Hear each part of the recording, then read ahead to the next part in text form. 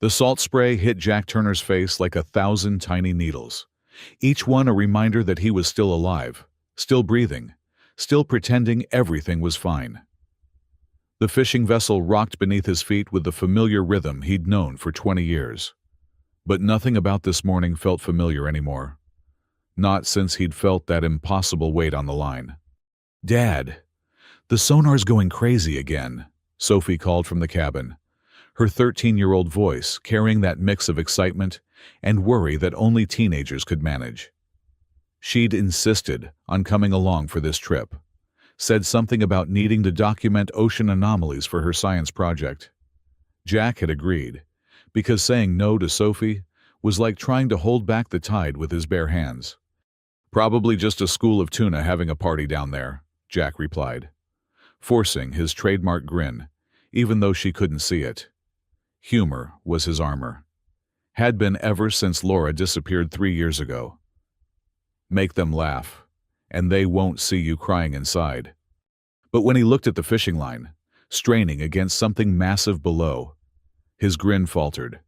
In 40 years of life, 20 of them spent on these waters, he'd never felt anything like this. The industrial-grade winch groaned in protest, steel cable singing a high-pitched warning song. "Dad, seriously, come look at this." Sophie's voice had lost its casual tone. "The readings show something metallic, about 60 feet down. It's huge." Jack secured the winch and ducked into the cabin. His daughter sat hunched over the sonar display, her brown hair falling in a curtain around her face. So much like her mother, it made his chest ache. The screen showed an object that defied explanation. A geometric shape too perfect to be natural. Too large to be any wreck he knew about in these waters.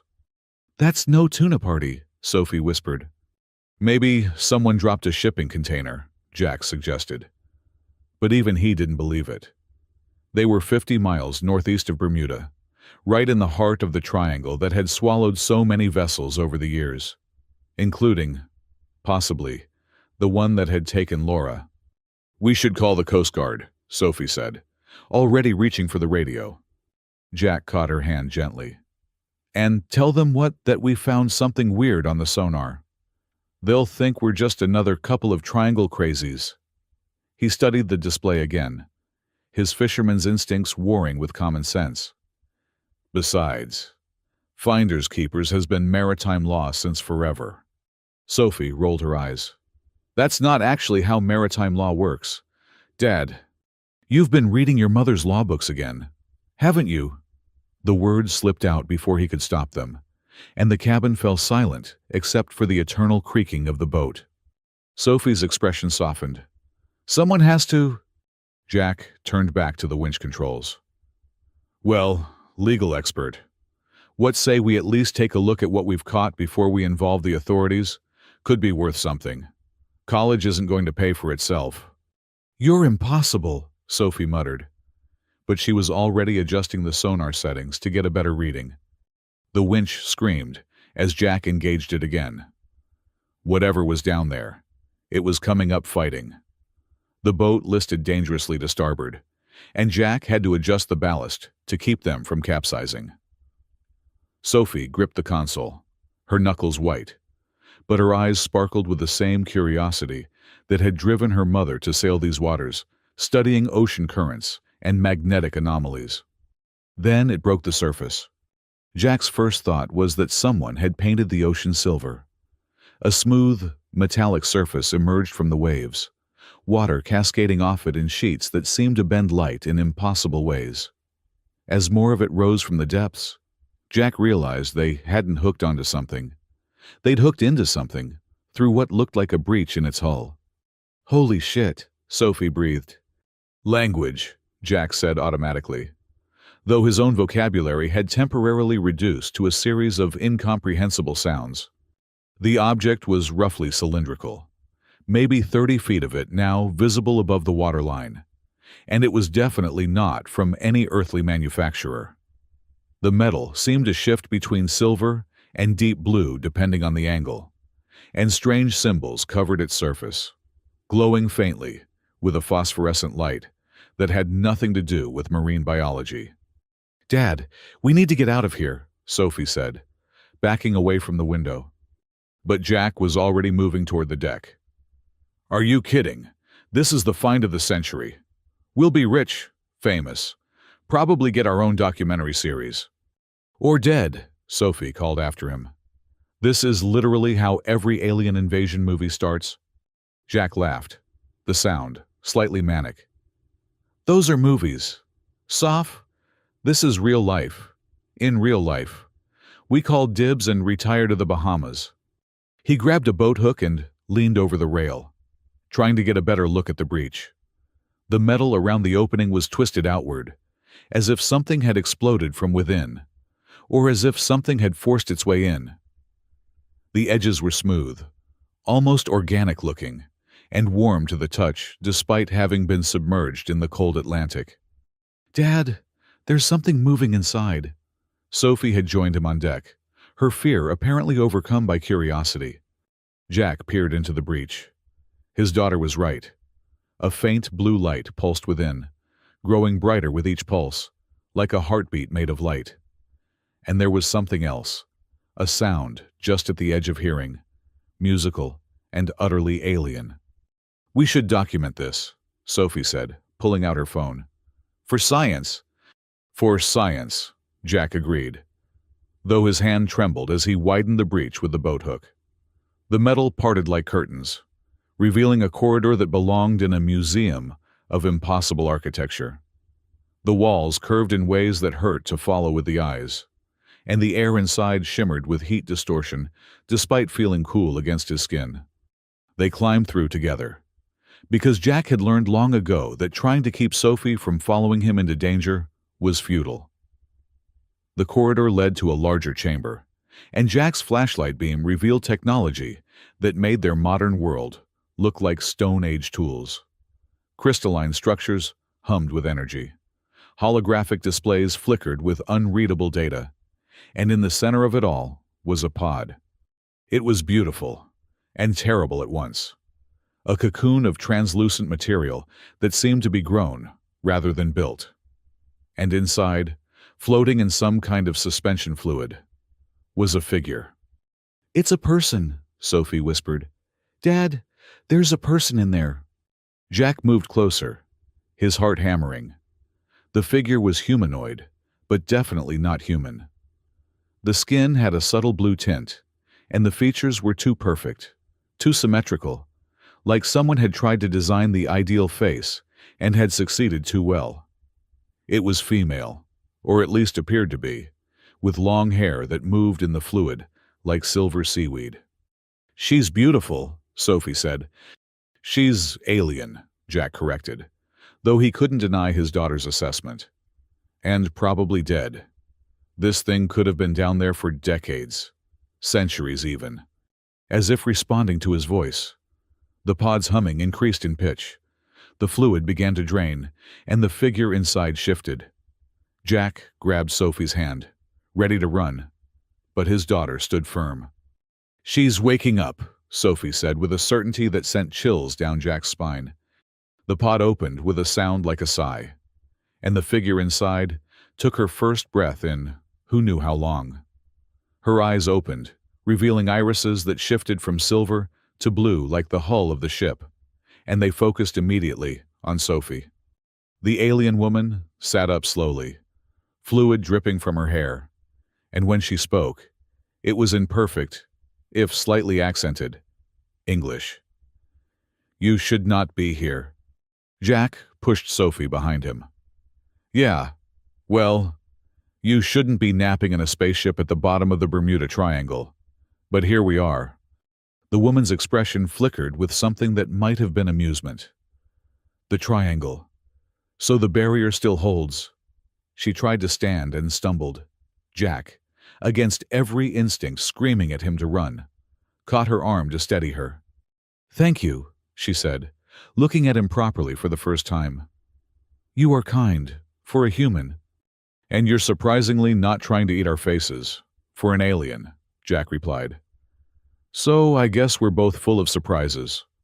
"Dad," Sophie hissed. Maybe don't antagonize the alien woman. The woman looked between them, her expression softening. Father and daughter. I can see the connection. She focused on Sophie again. You have an interesting energy signature. Young one. Very unusual for your species. Okay, that's creepy, Jack said, pulling Sophie back. Look, lady, alien, whatever you are. We just pulled your ship out of the ocean by accident. We'll just be going now. You can have your spaceship back. No hard feelings. I'm afraid it's too late for that, the woman said, moving to one of the crystalline consoles. Her fingers danced over surfaces that lit up at her touch. By raising the ship, you've sent a signal. They will come. They, Sophie asked, peering around Jack's protective stance. The ones who put me here, the woman replied. She turned to face them fully, and Jack saw the weight of years in her eyes despite her youthful appearance. My name is Arya. was, a warrior of the Stellar Coalition, and I've been hiding in your ocean for 37 of your years. 37 years, Jack repeated. That's impossible. You don't look a day over 25. Arya tilted her head. Your species ages differently, more quickly. It's one of the things that makes you unique. She moved to another console, and a holographic display sprang to life, showing star maps that made Sophie gasp in wonder. The Bermuda Triangle is not what your people think it is. It's a barrier, a shield, designed to hide your world from those who would exploit it. Exploit it how? Sophie asked, stepping forward despite Jack's attempt to hold her back. Your species has something rare in the universe, Arya explained. You call it imagination, creativity, the ability to dream of things that don't exist and then make them real. Most species evolve past this as they develop technology. You haven't. It makes you valuable to those who have lost that ability. So you're here to protect us? Jack asked, skepticism dripping from every word. I was here to maintain the barrier, Arya corrected. Until my own people betrayed me, damaged my ship, and left me to die in the depths. She touched a scar on her neck that Jack hadn't noticed before. Silver against blue skin. The Draxian Collective decided Earth was too valuable to remain hidden. A proximity alarm began blaring through the ship. Arya's expression turned grim. They found us already! Jack ran to a viewport and saw boats approaching fast, too fast for normal vessels. As they got closer, he could see the logo on their hulls, Helix Dominion, a tech company that had been in the news lately for their aggressive acquisition of maritime salvage rights. Those are human boats, he said. With human puppets, Arya replied. The Draxian have been infiltrating your world for years, working through corporations and governments. Helix is one of their fronts. We need to go, Sophie said, already backing toward the breach. Dad, we need to go now. But as they turned to leave, the breach sealed itself, the metal flowing like liquid to close the opening. Jack pounded on it, but it was solid as a wall. The ship's defense protocols have activated, Arya explained. It won't let us leave until the threat is neutralized. Neutralized, Jack spun to face her. We're sitting ducks in here. Arya moved to another console, and weapon systems Jack couldn't begin to understand came online. Not ducks, she said, with what was definitely a smile. Your metaphors are amusing. We are more like what you call porcupines. The first impact rocked the ship as Helix forces opened fire. Jack grabbed Sophie, holding her close as the alien vessel's shields absorbed the impact with a sound like thunder underwater. Can this thing fly? Jack asked. Not anymore, Arya replied, her fingers flying over controls. The damage is too extensive, but it can defend itself. Another impact, stronger this time. Sophie pulled free from Jack's grip and ran to where Arya stood. Show me how to help. Sophie. No. Jack started, but stopped when he saw his daughter's hands hovering over the console. The symbols that had been meaningless to him seemed to make sense to her.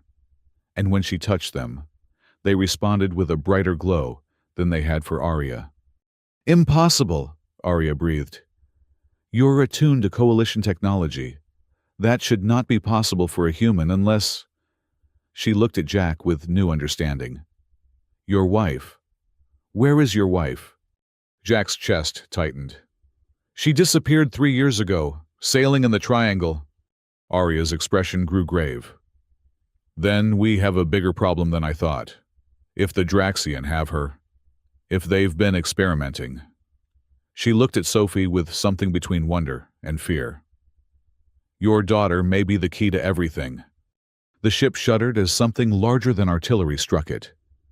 Through the viewport, Jack could see that one of the Helix vessels had deployed something that looked like a mechanical octopus, its arms wrapping around the alien hull. "They're trying to crack us open," Arya said. She turned to Sophie. "I need you to trust me. Put your hands here and here. Think about protection, about keeping your father safe." Sophie didn't hesitate. The moment her hands touched the controls, the entire ship pulsed with new energy. The mechanical octopus was repelled with a blast of force that sent it flying back into its mothership. "How is she doing that?" Jack demanded. "Your wife must have been exposed to coalition technology before," Arya explained. "The changes would have been passed to your daughter. She's a bridge between our species, something that was never supposed to exist." "My mom studied ocean currents and magnetic anomalies," Sophie said, her voice distant as she focused on the controls. "She said the Triangle was special, that it held secrets that could change the world." Jack's mind raced. Laura had been obsessed with the Triangle, had spent years studying it. Had she found something? Had something found her? "We need to get out of here," he said. "Sophie can't keep this up forever." "There is another way," Arya said slowly. "But it's dangerous. We could activate the ship's displacement drive, jump to another location. But with the damage, we might not survive the transition." "What are our odds?" Jack asked. "Approximately 30% chance of successful displacement. 40% chance of partial displacement resulting in injury or death.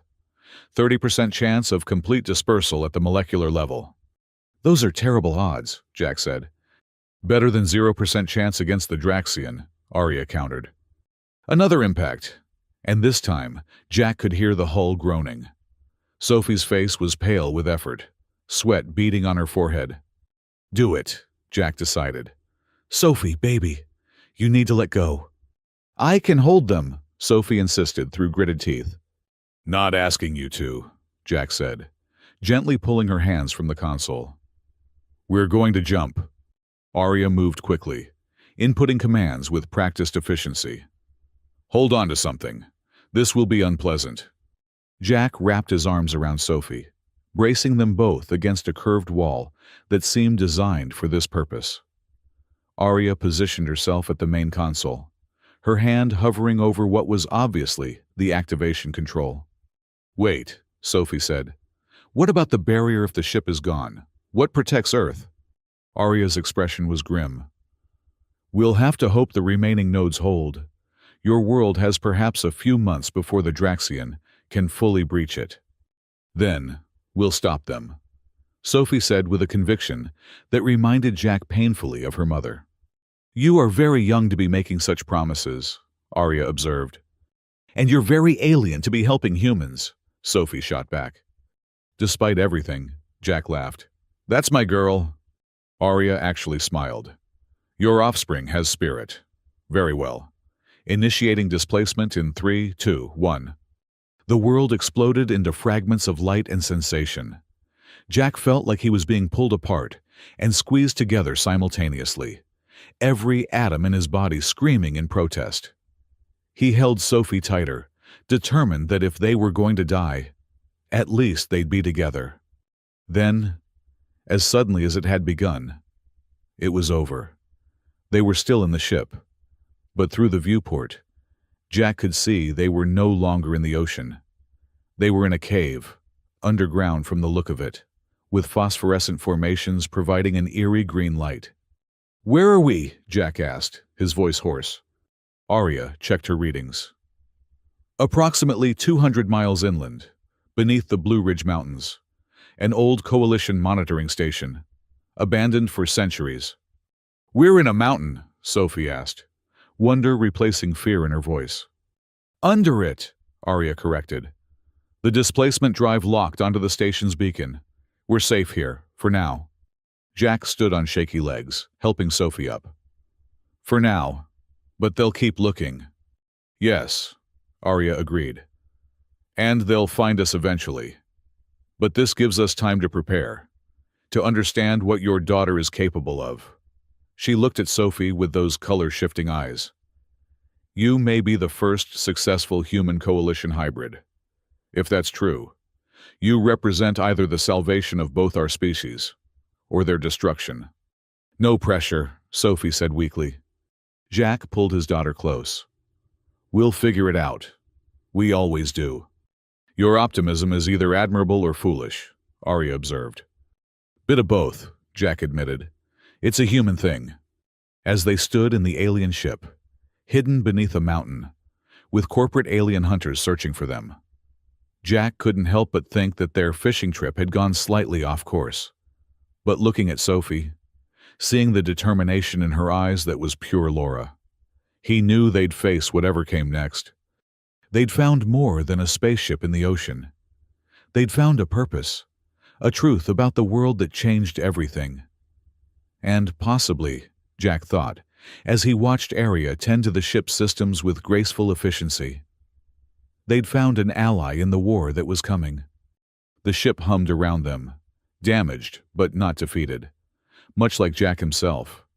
He'd lost his wife to the Triangle's mysteries, but he'd gained knowledge that she had been searching for something important. Maybe she'd even found it. And now, their daughter was continuing that legacy in ways none of them could have imagined. "So," Jack said, breaking the contemplative silence, "anyone else hungry? Because I don't suppose this fancy alien ship has a kitchen." Sophie groaned. "Dad, we just discovered alien life and you're thinking about food." "Stress makes me hungry," Jack defended. "It's a coping mechanism." Arya tilted her head. "The ship can synthesize basic nutrients, though I'm not certain you'll find them palatable." "Can't be worse than my cooking," Jack said. "That's true," Sophie agreed quickly. Too quickly. "Hey, my cooking isn't that bad," Jack protested. "Dad, you once burned water." "That was one time, and the pot was defective." Arya watched their banter with fascination. "Is this typical human behavior in crisis situations?" "Pretty much," Sophie said. "We're weird like that."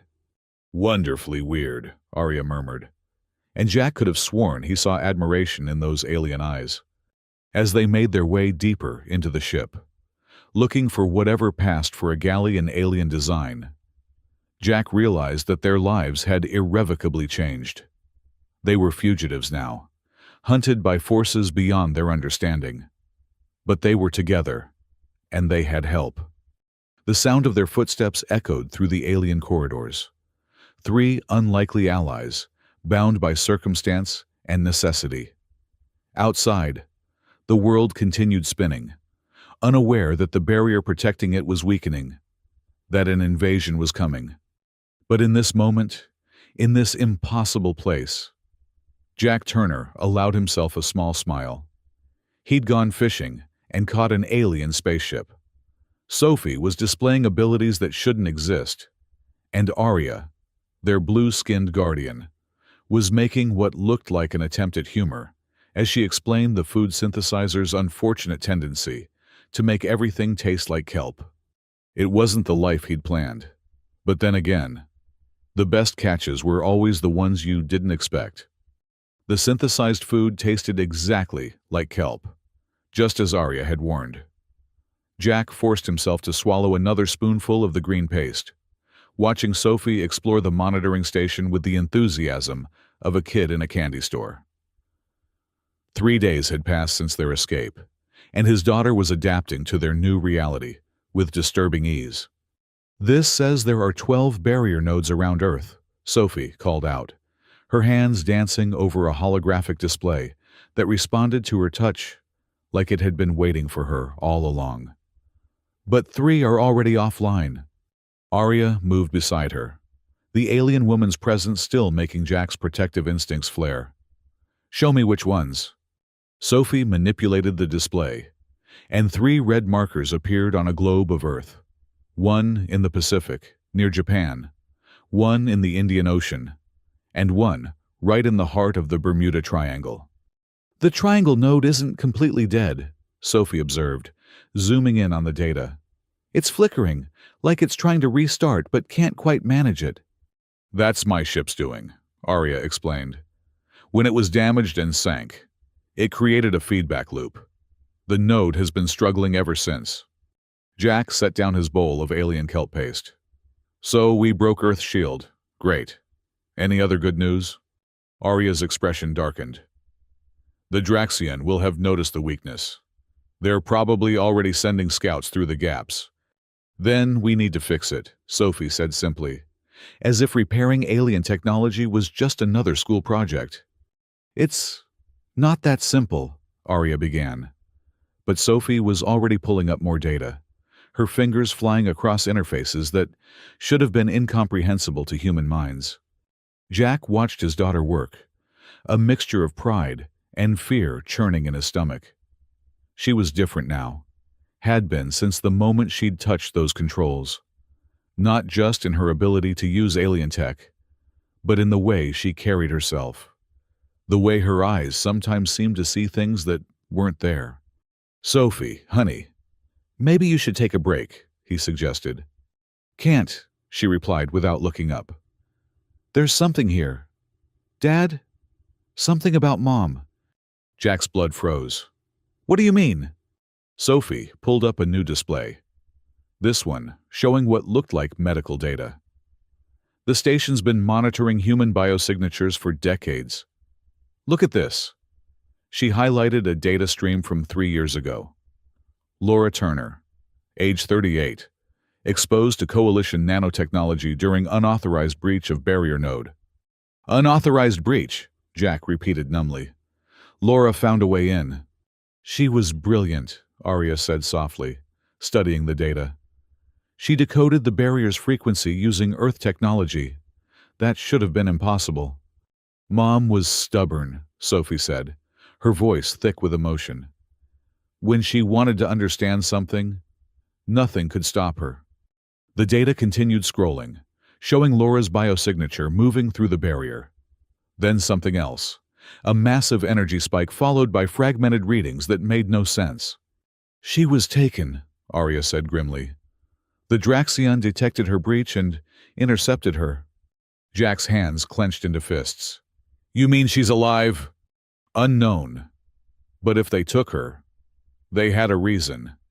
Arya manipulated the display, showing a complex genetic analysis. Your wife's DNA was already unusual. She had markers suggesting ancient exposure to Coalition technology, possibly inherited from a distant ancestor. That's impossible, Jack said. Her family's been in Maine for centuries. The Coalition visited Earth before, Arya explained. Thousands of years ago, we made contact with several human populations. Some of them interbred with us. You're saying Laura had alien DNA? A trace amount, dormant for generations, until she was exposed to the barrier's energy. Arya looked at Sophie. In you, with both parents carrying these markers, the traits have activated fully. You're approximately 4% Coalition hybrid. Sophie stared at her hands as if seeing them for the first time. 4% alien. 4% awesome, Jack corrected, pulling her into a hug. Still 100% my daughter. A proximity alarm shattered the moment. Arya rushed to the defensive controls, her face paling to an even lighter shade of blue. They've found us. Helix, Jack asked. Worse, Draxion scouts, 3 ships, military grade. Through the station's external sensors, Jack could see them. Sleek vessels that looked like someone had weaponized modern art. They were scanning the mountain systematically, clearly following some kind of trail. How did they find us? Sophie asked. You, Arya said bluntly. Your biosignature is unique. They've been tracking it since you activated the ship's defenses.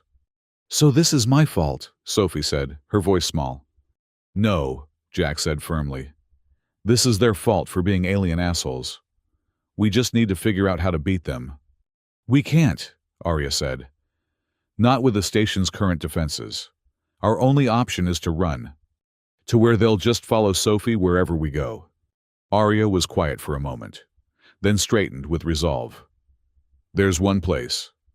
The primary coalition base, hidden beneath the Antarctic ice. If we can reach it, we'll have access to real defenses and possibly communications with my people. Antarctica, Jack said flatly. You want us to go to Antarctica? Unless you have a better idea. Before Jack could respond, the mountain shook. The Draxian had started firing, their weapons designed to penetrate rock and metal alike. The station's shields won't hold long, Arya warned. We need to get back to my ship. They ran through corridors that Jack was starting to recognize. Muscle memory from 3 days of hiding already setting in. The ship sat where they'd left it, still damaged but somehow looking more alive than before. Sophie's presence seemed to energize it, lights brightening as she approached. Can this thing make it to Antarctica? Jack asked. In its current state, no. Arya moved to the navigation console. But there's another option. We could attempt a series of short jumps, using the old Coalition transit network. The what now? Think of it as a subway system for spaceships, Sophie explained, already understanding concepts that should have taken years to learn. There are anchor points around the planet that we can jump between. Another impact, stronger this time. Dust and small rocks rained from the ceiling. Do it, Jack decided. Sophie, can you help stabilize the jump? His daughter nodded, taking position at the controls she'd first touched just days ago. Her hands moved with increasing confidence, and the ship responded eagerly. First jump will take us to the Sahara, Arya announced. There's an old outpost there that should have supplies we need. From mountains to desert, this is going to play hell with my sinuses, Jack muttered. Despite everything, Sophie laughed. Dad, we're being chased by aliens and you're worried about your sinuses. A man has to have priorities. The jump was less violent this time, perhaps because Sophie was helping to guide it. They materialized inside another hidden facility, this one filled with sand that had somehow found its way through centuries-old seals. 5 minutes, Arya said. We need to grab supplies and jump again before they track us. They scattered through the outpost, grabbing anything that looked useful. Jack found what appeared to be weapons, sleek devices that hummed with barely contained energy. Arya collected data cores and power cells. Sophie, somehow, found the medical bay and loaded up on supplies that she instinctively knew they'd need. Your daughter learns faster than any being I've encountered, Arya told Jack as they prepared for the second jump. She gets it from her mother, Jack replied, then paused. Can we track Laura if the Draxian have her? From the Antarctic base, possibly. It has long-range sensors that could detect her biosignature if she's still alive. If. The word hung between them like a blade. The second jump took them to a facility beneath the Amazon rainforest. The third, to one hidden in the Himalayas. Each time, they stayed just long enough to gather what they needed, always moving before the Draxian could catch up. They're getting faster, Sophie observed after their fourth jump, this one to a station beneath the Australian outback. They're learning our pattern. One more jump, Arya promised. Antarctica is next. But as they prepared for the final transit, something went wrong. The ship's damaged systems, pushed beyond their limits, began to fail. Sparks flew from consoles, and the displacement drive made a sound like dying metal. We're not going to make it, Arya said. Yes, we are, Sophie insisted. She placed her hands on the main console and closed her eyes. The ship suddenly blazed with light, Sophie at its center, energy flowing from her into the damaged systems. Sophie, no, Jack reached for her, but Arya held him back. She's bridging the gap with her own energy. If you interrupt her now, it could kill her. Jack could only watch as his daughter poured herself into the alien machine. Her face contorted with effort. The jump initiated, reality bending around them. But this time, Jack could feel something different. They weren't just moving through space. They were moving through something else. Something that felt like thoughts and memories. He saw flashes of Laura, aboard a Draxion ship, alive but changed. She was in some kind of laboratory, and her eyes now held the same shifting colors as Arya's. Then, the vision was gone, and they were materializing in the largest facility yet. Sophie collapsed the moment they arrived. Jack caught her, his heart racing as he checked for a pulse.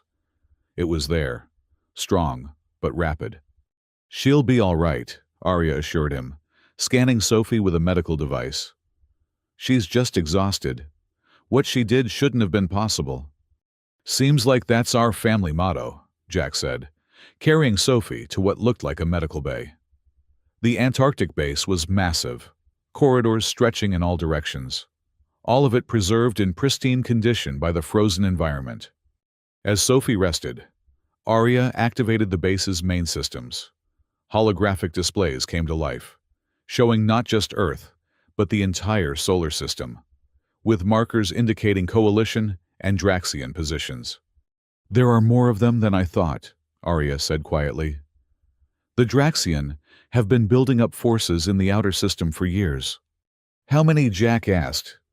"Enough to overwhelm Earth's defenses in days once the barrier fails completely." Jack stared at the display, feeling the weight of the situation crushing down on him. "So, what do we do?" "We fight," Sophie's voice came from behind them.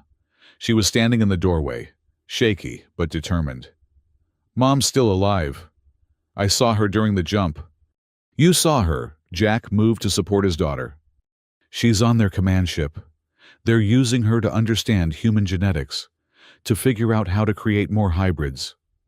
Sophie's expression hardened in a way that made her look older than her 13 years. "They want to breed an army." "Over my dead body," Jack growled. "That can be arranged," a new voice said. They spun to find the entrance filled with armored figures. Not Draxion, Jack realized with a sinking feeling. Humans, wearing Helix Dominion gear. The lead figure removed their helmet, revealing a scarred face and cold eyes.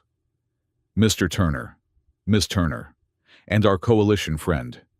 Helix Dominion appreciates you leading us to this facility." "How did you get here?" Arya demanded, already moving toward a weapons console. "We've been tracking you since the Sahara. Did you really think those Draxion scouts were the only ones following you?" The man smiled without warmth. "My name is Commander Marcus Stone. My employers would very much like to discuss a partnership." "Partnership?" Jack laughed bitterly. "You're working with aliens who want to invade Earth." "Invade is such a harsh word. The Draxion prefer uplift. They're offering humanity a place in the galactic community. All we have to do is provide them with what they need." "Which is?" Sophie asked. "You, my dear. You and others like you. The perfect fusion of human creativity and coalition technology." Stone's eyes gleamed with fanatic fervor. "Imagine it. Soldiers with the best of both species. We'll be unstoppable." "You're insane," Jack said. "I'm pragmatic. Earth can't win this war, but we can profit from it." Stone gestured to his soldiers. "Take them. The Draxion are paying top dollar for the girl." Arya moved faster than Jack thought possible, grabbing one of the weapons they'd found and firing. The energy blast took down 2 soldiers before they could react. Jack grabbed Sophie, pulling her behind a console as gunfire erupted. "The base's defenses," Sophie shouted over the noise. "I can activate them." She crawled to another console, hands flying over controls, while Jack and Arya provided cover. The base responded to Sophie's commands, ancient weapon systems coming online with a hum that Jack felt in his bones. Automated turrets emerged from hidden panels, targeting the Helix soldiers with devastating precision. Stone and his remaining forces retreated, but Jack could hear him shouting orders, calling for reinforcements. "They'll be back with more," Arya warned. "Then we need to be ready," Sophie said. She was fully engaged with the base's systems now, her consciousness seeming to expand into the ancient machinery. "There's something here, a protocol Mom activated when she breached the barrier. She didn't just break in, she sent a message." "A message to who?" Jack asked. "To the real coalition. To Arya's people." Sophie's eyes widened. "They're coming. A full fleet. But they're still months away." "Months we don't have if the barrier fails," Arya pointed out. "Then we strengthen it," Sophie said simply. "This base has the power to restore the nodes, but someone would have to manually reconnect each one." "Someone meaning us," Jack said. "Someone meaning me," Sophie corrected. "I'm the only one who can interface with both technologies." "Absolutely not," Jack said immediately. "You're 13 years old. I'm not letting you fly around the planet fixing alien technology while being hunted by two different groups of hostile forces." "Dad, if I don't, Earth dies. Everyone dies." The weight of her words settled over them. Outside, they could hear more Helix forces arriving, along with the distinctive sound of Draxian engines. "They're working together now," Arya observed. "Stone must have made a deal." "Then we need to move," Jack decided. "Sophie, can you download what you need from the base?" "Already doing it," Sophie replied, data streaming across her vision in a way that should have been impossible. "I know where all the nodes are, how to fix them. But Dad, there's something else."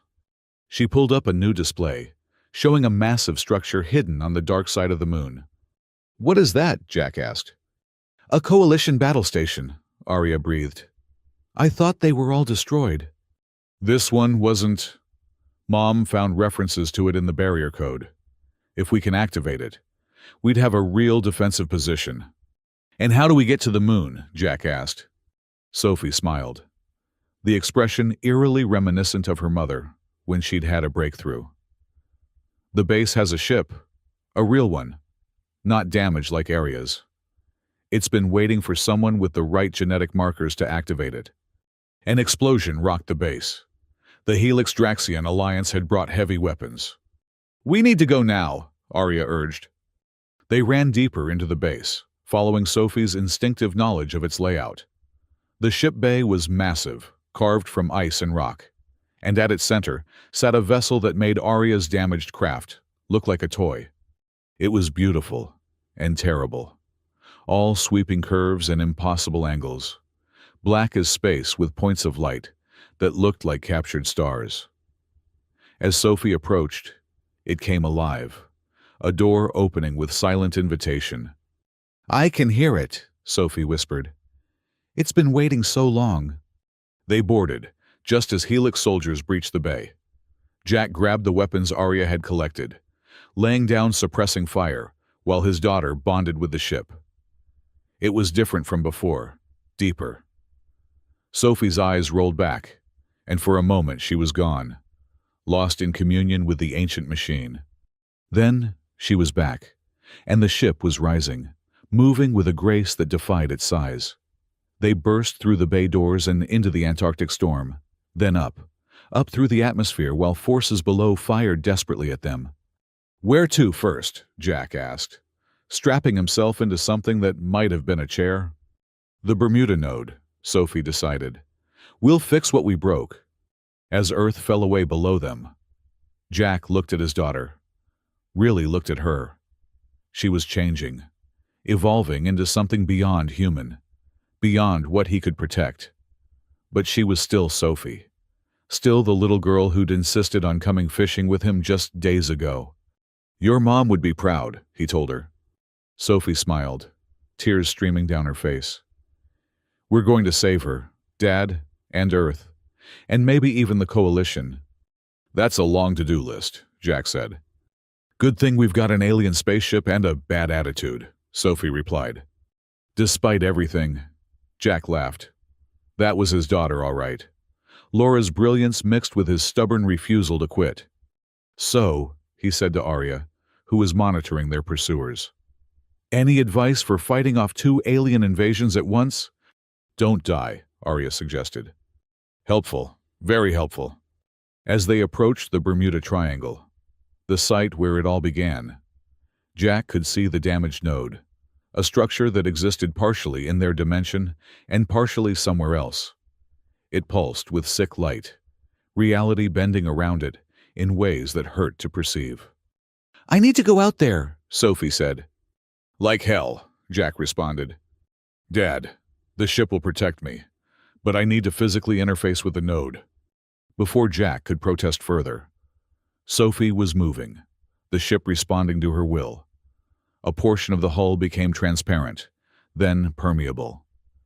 Sophie stepped through, but instead of being exposed to the vacuum of space, she was surrounded by a bubble of energy, the ship extending its protection around her. She floated toward the node, her hands glowing with the same light that had saved them during the jump. When she touched the damaged structure, everything changed. Jack saw it all through Sophie's eyes, felt it through their connection. The node wasn't just a machine. It was alive in some incomprehensible way, part of a vast network that had been protecting Earth since before humans walked upright. And it was dying, poisoned by the damage from Arya's crashed ship. But Sophie understood it now, could feel what it needed. She poured energy into it, not just her own but channeling power from the ship, from the quantum foundations of reality itself. The node blazed back to life, its proper glow restored. 1 down, 11 to go. As Sophie returned to the ship, exhausted but triumphant, alerts began flooding their systems. The Draxian were mobilizing, their hidden fleet moving from the outer system toward Earth. Helix forces were converging on their position, and somewhere out there, Laura Turner was still a prisoner, being used to create an army of hybrids. We just declared war on 2 different enemies, Arya observed. 3, if you count the coalition hardliners who won't approve of me helping humans, she added thoughtfully. So we're outnumbered, outgunned, and probably going to die horribly, Jack summarized.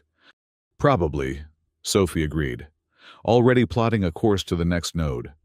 Well then, Jack said, checking the charge on his alien weapon. Let's make it count. The Pacific node hung before them, like a wound in space, its corrupted energy making the ocean below boil in impossible patterns. Sophie floated toward it, in her protective bubble. But something was different this time. The node was fighting back. Sophie, get back to the ship, Jack shouted, watching dark tendrils of energy lash out at his daughter. I can handle it, Sophie insisted, but Jack could hear the strain in her voice. The corrupted node was trying to infect her, to spread its damage to her hybrid nervous system. Arya's hands flew over the controls. The Draxion corrupted this one intentionally. It's a trap. Before Jack could respond, space around them erupted with light. 3 Draxion vessels dropped out of hyperspace, their weapons already charging. At the same time, Helix aircraft rose from the ocean below, caught between defending Earth and serving their alien masters. Sophie, now, Jack commanded. His daughter pulled back just as the first barrage hit.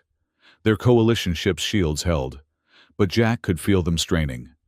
This ship was powerful, but it was also ancient, and they were still learning how to use it. We need to run, Arya said. No, Sophie said firmly, settling back into the pilot's interface. I'm tired of running. The ship responded to her determination, weapon systems coming online that they hadn't even known existed. Sophie wasn't just flying the ship anymore. She was becoming it, her consciousness expanding through its circuits like blood through veins. Sophie, what are you doing? Jack asked, alarmed by the way his daughter's eyes were glowing. What Mom would do, Sophie replied, fighting back. The coalition ship moved like nothing Jack had ever seen, dancing between enemy fire with impossible grace. Sophie returned fire with precision that shouldn't have been possible for a 13-year-old girl.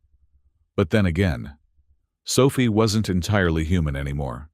One Draxian vessel exploded in a burst of exotic particles.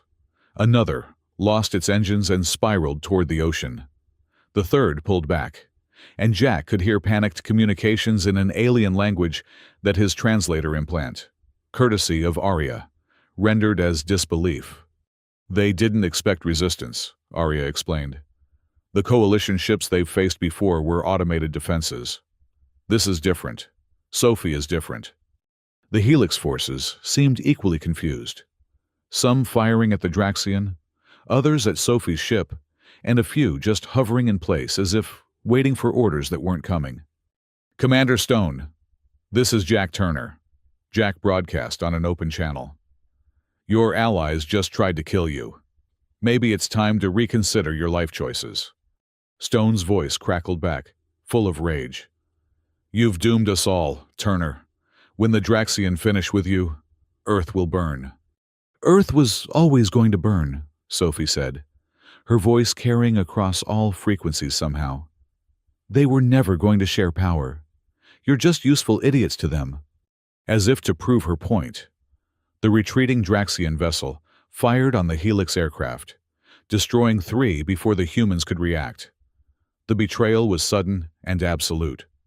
"All Helix forces," Stone's voice came again, different now, desperate. "Engage the Draxian. Protect Earth." The battle became a 3-way dance of destruction. Jack watched it all through the ship's sensors, feeling sick as human and alien forces tore each other apart. But Sophie used the chaos to her advantage, slipping past the combatants to reach the corrupted node. This time, she didn't try to heal it directly. Instead, she wrapped it in the ship's energy, isolating the corruption before burning it out like a fever. The node screamed, a sound that existed in dimensions humans weren't meant to perceive, then suddenly cleared, its light returning to the healthy blue-white it should have been. "2 down," Sophie said. But Jack could see the toll it was taking. His daughter was pale, sweat beading on her forehead despite the ship's perfect climate control. "We need to rest," Jack insisted. "Can't," Sophie replied. "Look." She brought up a system-wide display. The Draxian fleet was moving faster now, hundreds of ships converging on Earth. At their current rate, they'd arrive in less than 72 hours. "Even if we fix all the nodes, can the barrier hold against that?" Jack asked. Arya was quiet for a moment. "No. It was never designed to repel a full invasion.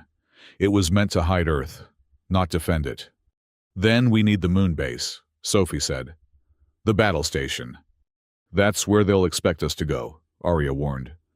"Good," Sophie said with a smile that was nothing like the little girl who'd gone fishing with her father a week ago. "Let them come." They jumped directly to lunar orbit, the ship's repair drive handling the distance easily. The moon's dark side revealed the battle station, a structure that dwarfed anything humans had built. It was dormant, waiting, but as their ship approached, lights began to flicker on. "It recognizes us," Sophie breathed. "It's been waiting for someone like me." They docked without incident, which immediately made Jack suspicious. This was too easy. The station's corridors were pristine, preserved in the vacuum of space, and Sophie led them unerringly to the command center. The moment she touched the primary console, everything activated. Displays showed not just the solar system, but the entire local galactic region. The Draxian fleet was clearly visible, but so was something else. Another fleet, bearing coalition signatures, still months away but moving fast. "Arya, your people are really coming," Jack said. "A war fleet," Arya confirmed, studying the data. "They're coming to cleanse the infection. They'll destroy the Draxian, but they'll also eliminate any contaminated species." "Contaminated meaning us," Jack said. "Meaning any human who's been exposed to coalition technology, which at this point is thousands, possibly millions who've passed through the barrier regions over the years. So we're facing genocide either way," Jack summarized. "Unless we prove humanity deserves to survive," Sophie said. She was deep in the station's systems now, accessing archives that had been sealed for millennia.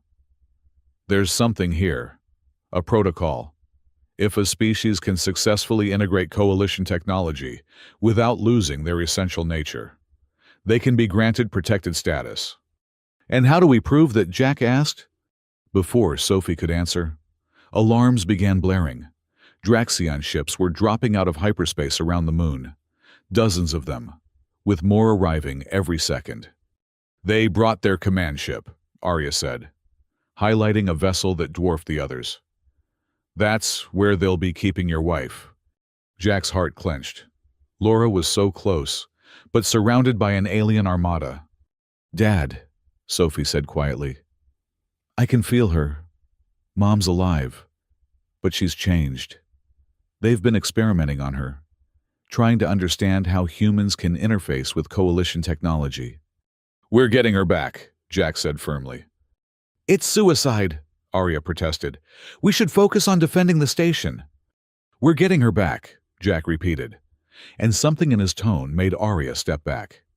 Sophie's fingers danced over the controls, and the battle station's weapons came online. But these weren't just weapons.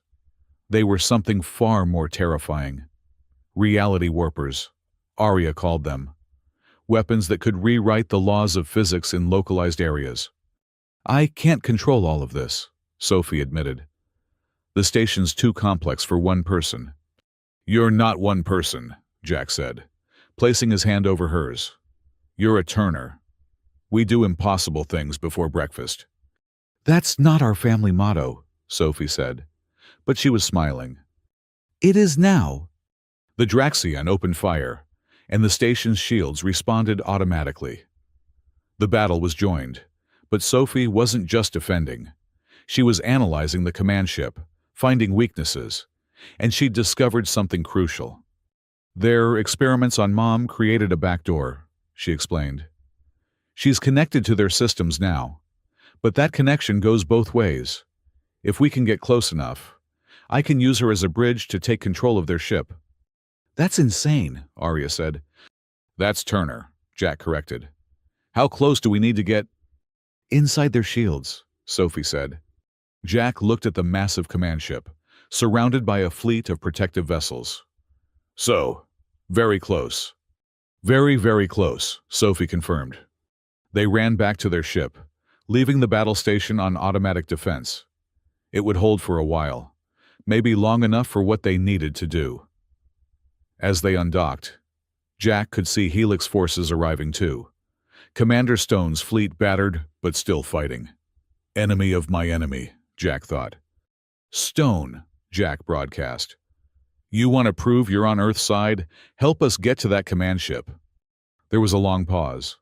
Then Stone's voice, tired and bitter. What's the plan, Turner? We're going to steal their command ship and use it against them, Jack said. That's impossible. You haven't met my daughter. Another pause. Helix forces will provide cover. Don't make me regret this, Turner. The combined human forces, Helix and what remained of Earth's confused military, began a desperate assault on the Draxion fleet. It was chaos, death, and destruction on a scale Jack couldn't comprehend. But it created an opening. Sophie piloted their ship through the battle with inhuman precision, dancing between beam weapons and missiles, always moving toward the command ship. Arya manned the weapons, clearing a path when needed. And Jack did what he did best, made inappropriate jokes to keep everyone from thinking about how likely they were to die. You know, he said as a beam weapon barely missed them. I'm starting to miss fishing. It was simpler. Catch fish, sell fish, no alien invasions. You literally fished up an alien spaceship, Sophie reminded him. Which in hindsight was probably a sign I should have taken up golf instead. They breached the command ship's shields by flying directly behind a piece of debris from a destroyed Helix fighter, using its mass to hide their approach. The moment they were inside, Sophie initiated a hard dock, their ship cutting through the Draxion hull like it was made of paper. Go, Arya said. I'll hold the ship. Jack and Sophie ran into the command ship, following Sophie's connection to her mother. The corridors were wrong, built for beings that didn't think in human patterns. Jack felt nauseated just looking at them, but Sophie moved with purpose, drawn by an invisible thread. They encountered Draxian soldiers, tall beings with too many joints and faces that were all angles and edges. Jack fired the coalition weapon Arya had given him, surprised by how natural it felt in his hands. Maybe he had some of those ancient markers too, dormant genetics waiting for the right moment. Finally, they reached a laboratory that made Jack's skin crawl. Pods lined the walls, filled with humans in various stages of transformation. And in the center, in a specialized chamber that pulsed with sickly light, was Laura. She was alive, but changed. Her skin had taken on a bluish tint, and her eyes, when they opened, swirled with the same colors as Arya's. But the recognition in them was immediate and absolute. Jack Sophie. Her voice was different, harmonics that shouldn't come from human vocal cords, but it was still her. Mom, Sophie ran to the chamber, her hands already working to crack its locks. You shouldn't be here, Laura said. It's a trap. They knew you'd come for me. Of course it's a trap, Jack said, covering the door. It's always a trap. That's never stopped us before. The chamber opened with a hiss, and Laura stumbled out. Jack caught her, holding his wife for the first time in 3 years. She felt different. Her body temperature lower, her heartbeat strange. But she was alive. I'm not human anymore, Laura whispered against his shoulder. You're you, Jack said firmly. That's all that matters. Dad, we need to go, Sophie said urgently. Draxion forces are converging on our position. But Laura shook her head. No, we need to go deeper. The ship's core is here. If Sophie can interface with it, she can turn their entire fleet against them. How do you know that? Jack asked. Laura's smile was sad. They made me part of their network. I know everything they know, including the fact that their species is dying. They need Earth's creativity, our ability to imagine and dream, to save themselves. Without it, they'll be extinct in a generation. So this isn't just conquest, Sophie said. It's desperation. Both, Laura confirmed, which makes them more dangerous. They fought their way deeper into the ship.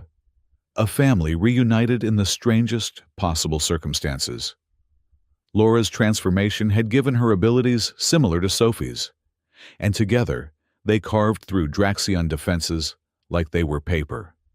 The ship's core was a massive sphere of crystallized thought, the Draxions' attempt to create artificial creativity. It was beautiful and horrible, a prison of stolen dreams from hundreds of species.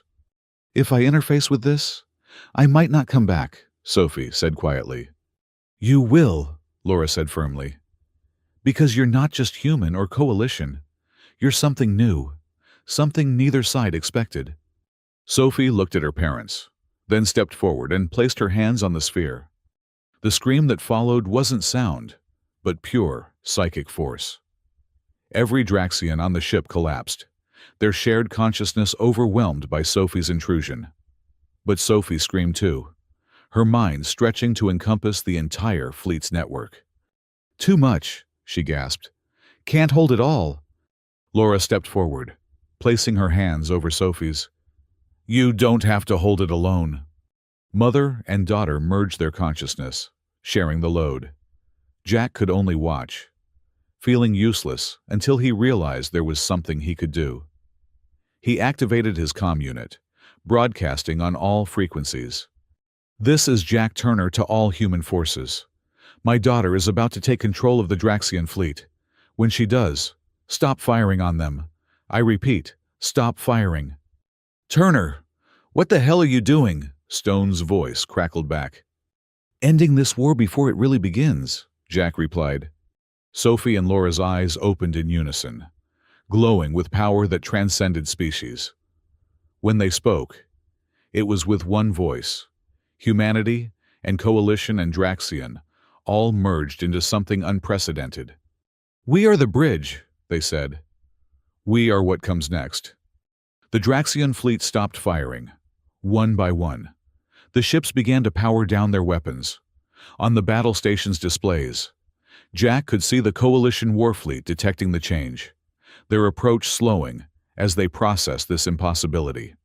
"The Draxian surrender," Sophie said in her own voice, exhausted but triumphant. "They'll share their technology, help defend Earth, in exchange for what we can teach them about creativity and imagination." "And the Coalition?" Jack asked. "Arya's already broadcasting," Sophie said with a weak smile, "explaining that humanity has achieved successful integration. We're not contaminated. We're evolved." Jack looked at his wife and daughter. Both changed, both still themselves. "So we won." "We survived," Laura corrected. "Winning will take time. There are still hardliners on both sides who won't accept this." "But it's a start," Sophie added. Alarms began blaring. On the displays, Jack could see a faction of Draxion ships breaking away, their crews refusing to accept surrender. At the same time, some Helix forces were turning on their own, Stone's authority crumbling as different factions chose different sides. "It's not over," Jack said, checking his weapon. "It's never over," Laura replied, and despite everything, she was smiling. "But at least we're together." Sophie disconnected from the sphere, nearly collapsing before her parents caught her. "We need to get back to the battle station. I can use it to enforce the ceasefire, but only if we're there." They ran back through the ship, past unconscious Draxion, who were slowly recovering, their aggression replaced by confusion. Some looked at the humans with something that might have been respect, or fear, or both. Arya was waiting at their ship, and her expression when she saw Laura was unreadable. "You're the one who breached the barrier." "Yes," Laura said simply. "You started all of this." "Yes." Arya was quiet for a moment, then nodded. "Then you're the one who can end it." They flew back to the battle station through a battlefield that was slowly going quiet. Ships on all sides were standing down, though some still fired sporadically, unable or unwilling to accept the new reality. As they docked, Sophie stumbled to the command console, her parents supporting her. With Laura's help, she accessed systems that had been locked for millennia, protocols for a scenario the Coalition's founders had hoped would never come: the emergence of a hybrid species that could bridge the gap between different forms of consciousness. "Initiating peacekeeping protocol," Sophie announced, her voice carrying across all communication channels in multiple languages, and some that weren't languages at all but pure thought. The battle station's weapons charged, but instead of firing, they projected a field that temporarily disabled all weapons in lunar orbit. Ships could move, life support functioned, but nothing could fight. "This is Sophie Turner of Earth," she broadcast. "Human Coalition hybrid, recognized by ancient protocol as a bridge species. All forces will stand down and negotiate, or face the consequences." "What consequences?" someone asked over the comm. Sophie smiled. And for a moment, Jack saw both his daughter and something far older, far more powerful. "You really don't want to find out." One by one, ships on all sides signaled their compliance. The war that could have ended humanity was over, at least for now. But as Jack looked at his transformed wife and hybrid daughter, he realized the real challenge was just beginning. Earth now knew it wasn't alone. Humanity had protectors and enemies among the stars. And somewhere between human and alien, a new species was being born, with Sophie as its first true representative. "So," Jack said into the relative quiet, "who wants to go fishing? I think we've earned a vacation." Laura laughed, the sound still musical with its alien harmonics. "Only you would save the world and immediately want to go fishing." "Hey, it worked out pretty well last time. Found you guys an alien spaceship, didn't I?" "Please don't find any more alien spaceships," Sophie groaned. "No promises," Jack said, pulling his family close. "You know what they say about Turner luck." "That's not a thing," Sophie protested. "It is now," Jack and Laura said in unison. And for a moment, in the command center of an ancient alien battle station, orbiting the moon, while two fleets stood down from war. They were just a family again. Outside, Earth turned in its orbit, unaware that its children had just taken their first steps into a larger universe. The barrier nodes still needed repair. The political situation was a nightmare, and there were sure to be those on all sides who wouldn't accept this new reality. But for now, in this moment, the Turner family was together, and that was enough. "Mom," Sophie said suddenly, "while I was in the Draxian network, I found something. There are others like me, humans with the genetic markers, scattered across Earth." "How many?" Laura asked. "Thousands. Maybe tens of thousands. They don't know what they are yet. But when the barrier fell, they started changing." Jack sighed. "So we need to find them before someone else does." "The Draxian know about them," Sophie confirmed. "And not all Draxian accepted the surrender. Some are already on Earth, hunting." "Then we stop them," Laura said simply. "All of them. There could be hundreds of rogue Draxian. Plus, who knows how many Helix operatives who've gone dark," Jack pointed out. "Then we'd better get started," Sophie said, already pulling up data on the first cluster of hybrid signatures. Jack looked at his family, his transformed, impossible, wonderful family, and made a decision. "All right, but first, we're stopping for pizza. Save the world. Get pizza. New Turner family tradition." "Dad, half the world's infrastructure is in chaos," Sophie pointed out. "Then we'll find the one pizza place that's still open. I have faith in humanity's ability to make pizza under any circumstances." Despite everything, they laughed. And in that laughter was hope. The peculiarly human ability to find joy even in the darkest moments. It was what the Draxian needed, what the Coalition had forgotten, and what would ultimately save them all. The war for Earth was over. The struggle for its future had just begun. The pizza place was miraculously still open. It sat in a strip mall outside Baltimore, its neon sign flickering but defiant. And the elderly Italian owner looked at the Turner family like they were just another group of customers, not the hybrid saviors of humanity who'd just prevented an alien invasion. "You folks look tired," the owner, Tony, said as he spread dough with practiced ease. "Long day." "You could say that," Jack replied, watching Laura and Sophie examine the menu with the intense focus of people who hadn't eaten real food in days. Arya stood near the window, still in her human disguise that made her look like a tall woman with unusual bone structure rather than the blue-skinned alien warrior she actually was. "The news is saying aliens are real," Tony continued conversationally. "Government finally admitted it. About time. I say, I've been seeing weird lights over the bay for 40 years. "How are you so calm about this?" Sophie asked. Tony shrugged. "I survived 3 wars, 2 divorces, and the health department trying to shut me down 6 times. Aliens, just another Tuesday." He looked at them more carefully. "You folks aren't entirely human. Are you?"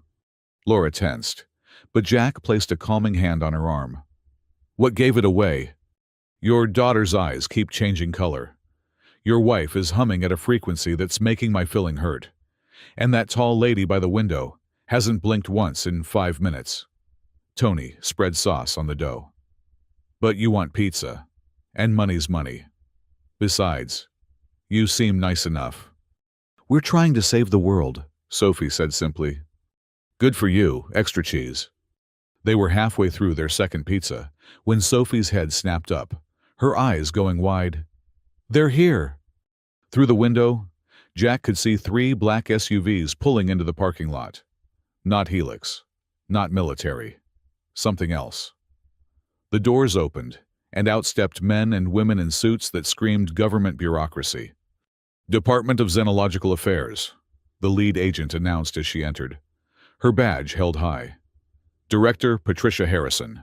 We need to talk." "We're eating," Jack said around a mouthful of pepperoni. "The planet's entire defense structure has been compromised. There are approximately 12,000 humans showing signs of alien hybridization, and you're eating pizza. Really good pizza, Sophie corrected. Tony makes his own sauce. Director Harrison's eye twitched. Mr. Turner, your family has become the most important strategic asset on the planet. You can't just be wandering around Baltimore. Watch us, Laura said. And there was something in her transformed voice that made the agents step back. Harrison took a breath, visibly controlling herself. Look, I understand you've been through a lot, but the world has changed. The president wants to meet you. The UN is in emergency session. Every government on Earth is scrambling to understand what happened up there. What happened is we saved everyone's asses, Jack said bluntly. And now we're having family dinner. So unless the world is ending in the next 30 minutes, you can wait. Dad, Sophie said quietly. Her attention focused on something beyond the room. There's a hybrid signature 2 blocks from here. They're scared. Without hesitation, Sophie stood and walked out of the pizza place. Jack and Laura followed, leaving Arya to deal with the frustrated government agents. They found the hybrid in an alley behind a grocery store. A teenage boy, maybe 16, his skin flickering between normal and a faint silver sheen. Please don't hurt me, the boy gasped, pressed against a dumpster. We're not going to hurt you, Sophie said gently, kneeling beside him. What's your name? Marcus. Marcus Washington. I don't know what's happening to me. Yesterday I was normal. Then the news about aliens came out, and I started changing. Sophie took his hand, and immediately both teenagers' skin lit up with soft blue light. Marcus gasped, his eyes widening as some form of communication passed between them that had nothing to do with words. You're like me, Marcus breathed, but more. You're complete. I had help, Sophie said, glancing at her parents.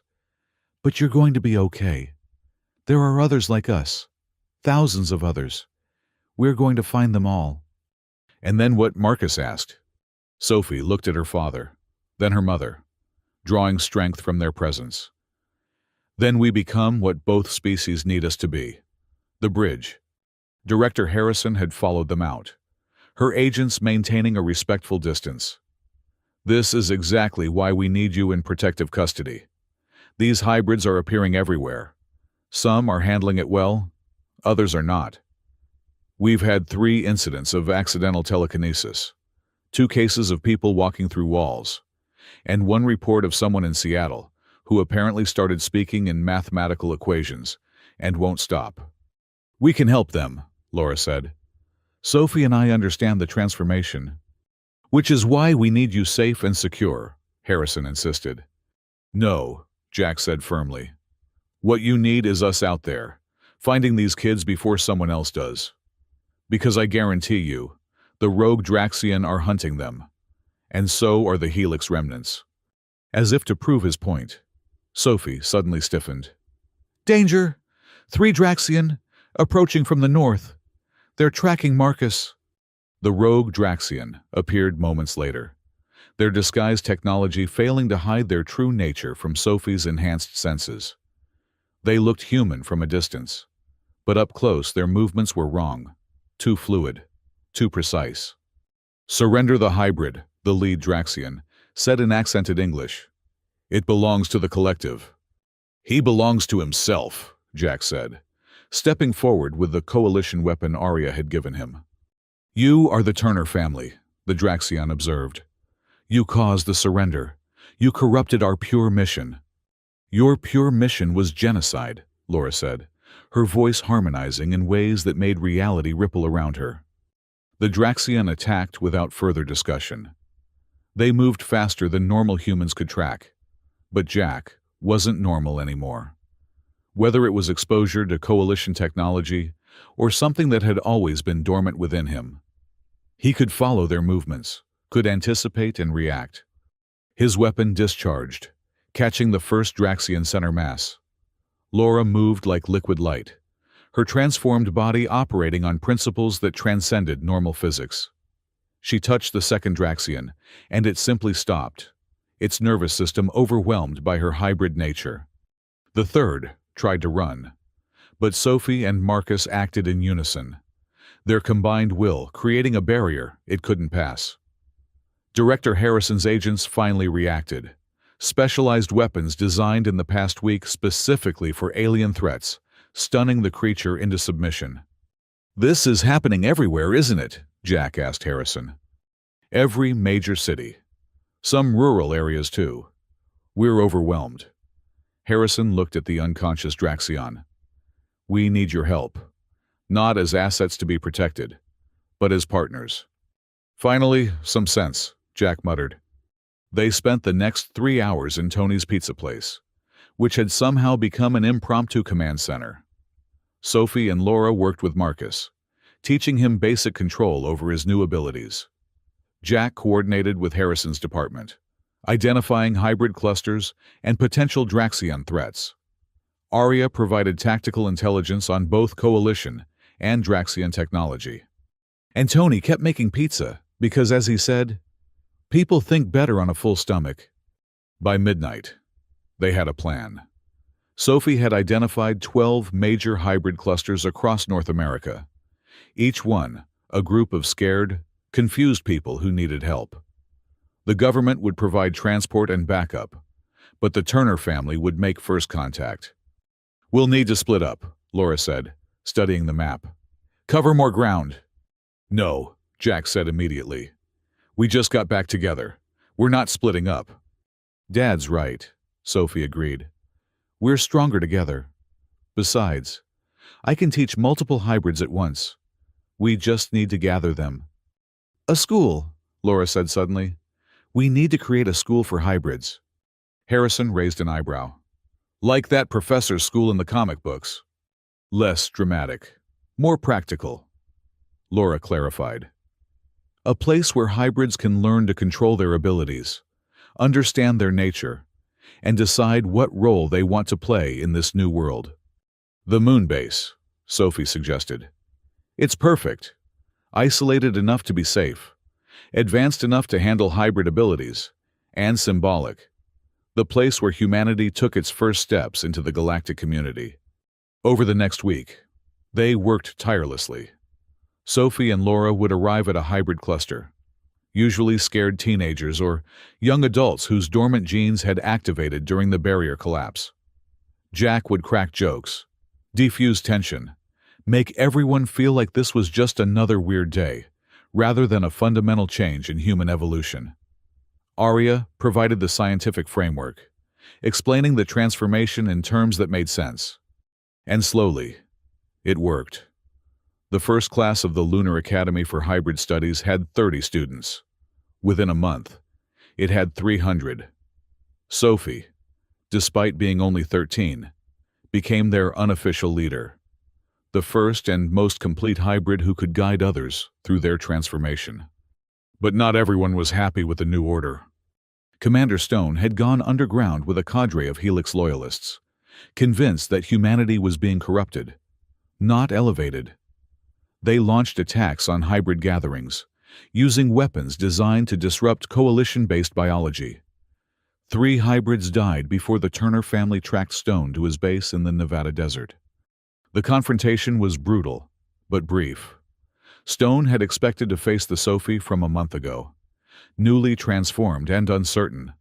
Instead, he faced someone who had fully integrated both sides of her nature, who could manipulate reality in ways that shouldn't be possible. "You're not human anymore," Stone spat as Sophie disabled his weapons with a thought. "I'm more human than you," Sophie replied sadly. "Humans adapt, evolve, grow. You're stuck in the past, afraid of change." "Change, you call this change. It's infection, corruption." "It's choice," Laura said. Stepping from shadows Stone hadn't even noticed. "Every hybrid chose to accept their nature. No one was forced." "Your daughter is forcing it by existing," Stone argued. "Her very presence activates dormant genes." "Then, maybe those genes were meant to be activated," Jack said, his weapon trained on Stone. "Evolution doesn't ask permission." Stone laughed bitterly. And when the coalition arrives, when they see what we've become, they'll sterilize the planet to prevent contamination from spreading. Actually, they've already arrived, Arya said. Everyone turned to stare at her. What? Jack asked. A coalition diplomatic vessel entered the system 6 hours ago. They've been monitoring our progress, evaluating whether humanity deserves protected status. Arya smiled slightly. They want to meet Sophie. The meeting took place on the moon base, in a chamber designed for first contact scenarios. The coalition delegation was 3 beings of different species, united in their connection to coalition technology. They looked at Sophie with expressions that might have been wonder or fear or both. You should not exist, the lead delegate said. Its voice was harmonious, like Arya's but more so. The barriers between species were absolute. Humanity specializes in doing things that shouldn't be possible, Sophie replied. It's kind of our thing. Your thing, the delegate repeated, testing the phrase. Yes, we have observed this. Your species dreams of impossibilities, and then creates them. It is why the Draxian sought you out. And why you hid us, Laura added. Yes, we feared what you might become if exposed to galactic technology. The delegate focused on Sophie. We were right to fear. You have become something unprecedented. Neither human nor coalition, but something new. Is that bad? Sophie asked. That remains to be seen. Show us what you have built here. The tour of the Lunar Academy was surreal. Hybrid students demonstrated abilities that merged human creativity with alien technology in ways that amazed even the coalition delegates. One student had learned to paint with light itself, creating art that existed in multiple dimensions. Another was composing music that could be felt in bones and souls simultaneously. Marcus Washington, the scared boy from Baltimore, had become a prodigy at translating between different forms of consciousness, able to facilitate communication between species that had never been able to understand each other before. They're not weapons, Sophie explained, as they watched a group of students learning to phase through solid matter. They're not soldiers. They're just people, learning to be themselves. And if we decided they were a threat, the lead delegate asked. If we determined that humanity's hybridization posed a danger to galactic stability. Sophie's expression hardened, and for a moment she seemed to grow larger, reality bending around her in subtle ways. Then you'd have to go through me, through all of us. Sophie, Jack warned, but his daughter held up a hand. No. Dad. They need to understand. We didn't ask for this. We didn't choose to have dormant genes or to be caught between 2 species war. But we're here now, and we're not going away. We're not going to hide or pretend to be less than we are. She looked directly at the lead delegate. Humanity brings something unique to the galaxy. Imagination, creativity, the ability to see beyond what is to what could be. Combined with coalition technology, we can help save the Draxion from extinction. Help the coalition rediscover what they've lost in their pursuit of perfection. Or you can try to destroy us and lose that chance forever. The delegates conferred in harmonics beyond human hearing, though Sophie seemed to follow the conversation. Finally, the lead delegate spoke. Earth is granted provisional protected status. The hybrid phenomenon will be monitored, but not interfered with. In 1 solar year, we will reassess based on your progress. And the Draxian, Laura asked. Those who accepted surrender will be relocated to a colony world where they can receive what they need from voluntary human partners. Those who refuse, the delegates' harmonics darkened, will be dealt with. After the coalition departed, the Turner family stood in the observation deck, looking down at Earth. The planet looked the same as it always had, blue and green and perfect.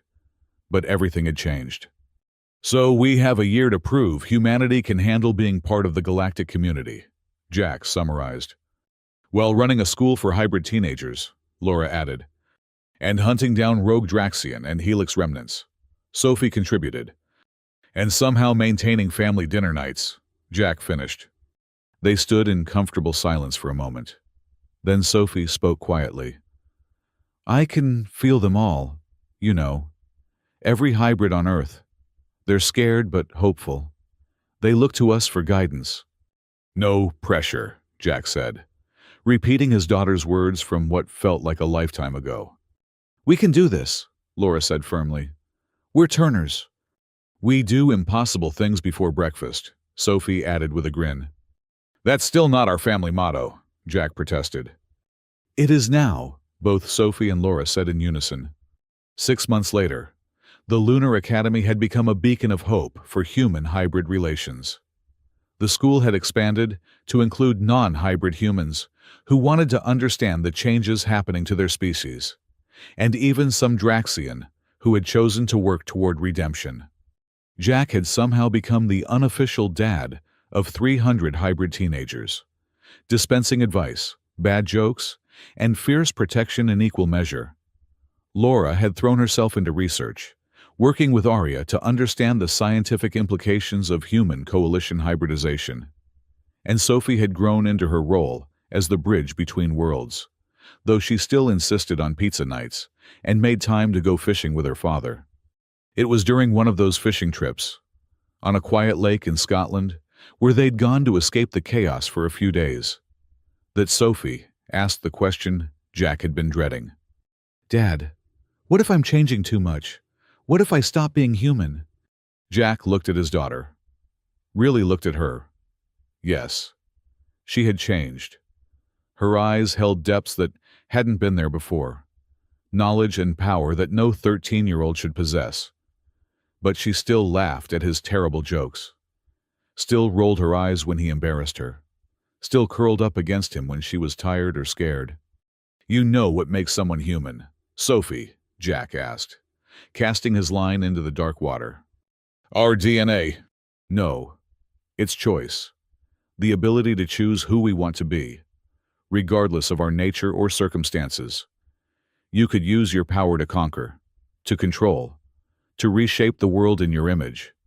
But instead, you choose to teach, to protect, to build bridges.